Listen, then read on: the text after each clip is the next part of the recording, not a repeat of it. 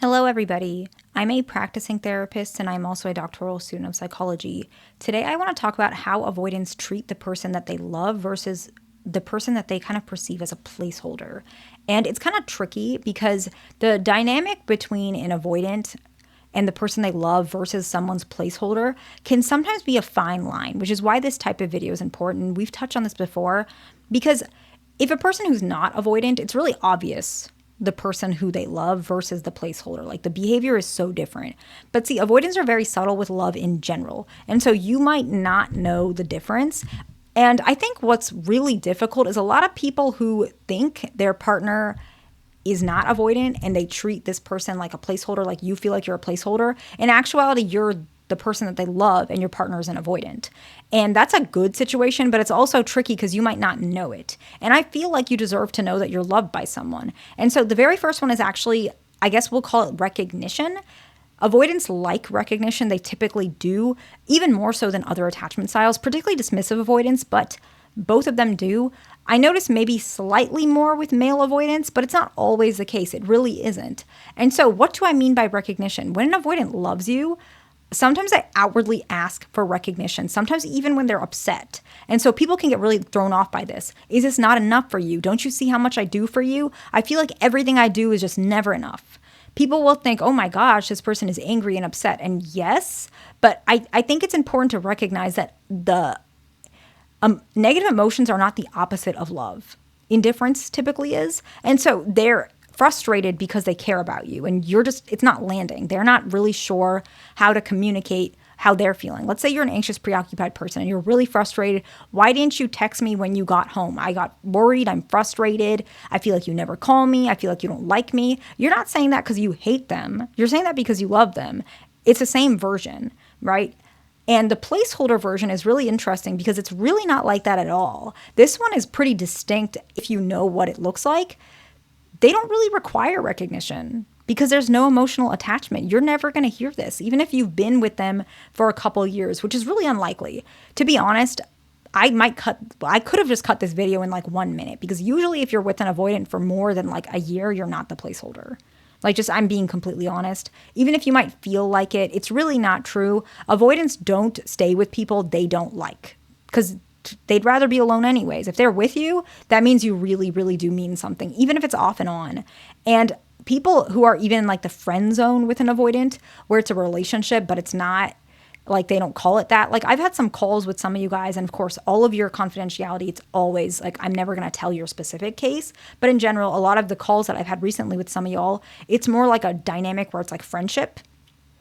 But it's not friendship. Like when we review it in session, it's like, okay, this is like literally a relationship. And I tell you guys that. Like if you heard that from me, you know what I'm talking about.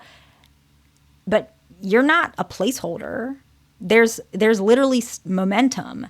However, if there's no momentum, there's no desire for recognition, there's really not an emotional attachment there. That would be more of the placeholder. So I just want you guys to really understand that most of the time, if you're watching any of my videos, like 90% of the time, you're not, like 95% of the time, you're not the placeholder. But if you are, I want you to be free from that. And so that's also why I'm making this video. If you're struggling with your particular relationship, you can book a call with me, you can email me, we can talk about these things and we can find answers to some of the unresolved questions that you have. What's going on in your relationship? What can be done? I can absolutely help you with those things. I see so many couples, so many patients, and I have a lot of insight onto dynamics. I want you guys to understand I'm not going to judge you. So please just tell me all the background you absolutely can. It'll help me to get you the best answer possible and help you decide what's best for you. Absolutely do that. It's in the description box and it's pinned in the comments. The next one is honesty. This is not always the case with fearful avoidance. So fearful avoidance, if you're with a fearful avoidant and this doesn't fit, it might not mean anything because fearful avoidance, we'll talk about that in more detail.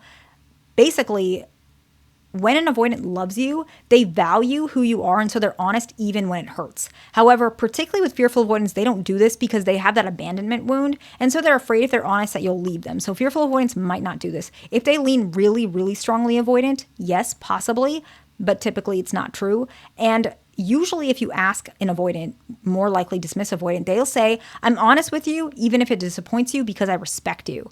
Now, people who treat you as a placeholder, not fearful avoidance, we're not talking about fearful avoidance, they may lie just to not rock the boat because they don't really want investment in this relationship, right? They're not expecting you to change or respect them. They don't care about any of that stuff. It's a temporary thing for them. The next one is conflict, okay? So this one is both fearful and dismissive avoidance. Usually they're not gonna completely detach and act nonchalant about it. They may shut down. If they're a fearful avoidant, they shut down even harder. Fearful avoidance, they might like not talk to you for like days. So even dismissive avoidance, but especially fearful avoidance, after conflict, they might react incredibly, like, very obvious, right? But a lot of them, if it's a dismissive avoidant, they'll get irritated or angry. I see that a little bit more common, but both fearful and dismissive avoidance, during conflict, they have some reaction. Even if it's very specific, there is a reaction. It doesn't mean it's not a healthy reaction. I'm not saying it's healthy, but I'm just telling you that's what's happening. That emotion is still a sign of investment. They may shut down, and they may even avoid that conversation due to being overwhelmed, not disinterest. They may try and pretend like, you guys shouldn't have this conversation. Let's just be happy. It's very obvious they're struggling with a lot of emotions if you really know what to look at. However, if someone thinks of you as a placeholder, they're very nonchalant about it. They almost don't care. They don't care what you're saying. They're not really invested, and they're not really reactive because you're not able to get a rise out of them because they don't have emotions towards you. The next one is awareness. They're more aware of your moods and feelings, even just your preferences. A little more common with fearful avoidance, particularly fearful avoidant males, but both fearful avoidants. They're more, and dismissive avoidance as well, but much more common with fearful avoidance. They're really specific. They're almost hypervigilant around it. They might even avoid when you're in a bad mood. So let's just say I have a couple, I'm working in couples therapy, for example, and I have a patient and his wife. Let's just say we have a couple, and maybe he's avoidant and his wife, doesn't matter what she is, but let's say she's on her that time of the month, her menstrual cycle, and he might be like, oh, she's gonna be more hypervigilant, she's gonna be more angry, maybe she's gonna be more tired. Is she, like, if I ask her, can we go to a date, or if she's gonna cook dinner, is that too much? Am I overstepping? Like, he's really like specifically like tiptoeing around her, even though she didn't do anything, because he's like, I'm aware of her moods and feelings. I can't really handle her emotions, but I love her. I don't want to make her feel bad, but I'm really bad with emotions. What do I do? He's like really confused. We see that a lot in couples therapy, but it's not that he doesn't love her. In fact, he does love her, but she might not take it like that because she doesn't understand. However, a placeholder might not care. They might forget about details. They're not really interested in making you feel better, and they're not really hyper aware. Avoidance, and a lot of you guys know this, you're in relationships with avoidance, and anyone who has a call with me, you already know, we've talked about this.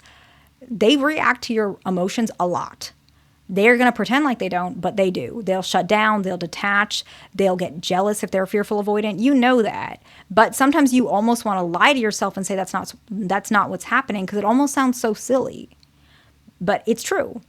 A lot of avoidants do react. And if somebody is not reacting, likely you're a placeholder. The next point that we talk about is change. And this is only for long-term relationships. If you guys have been together for like a year or maybe even 2 years, this might not show up yet. It's going to, but not yet.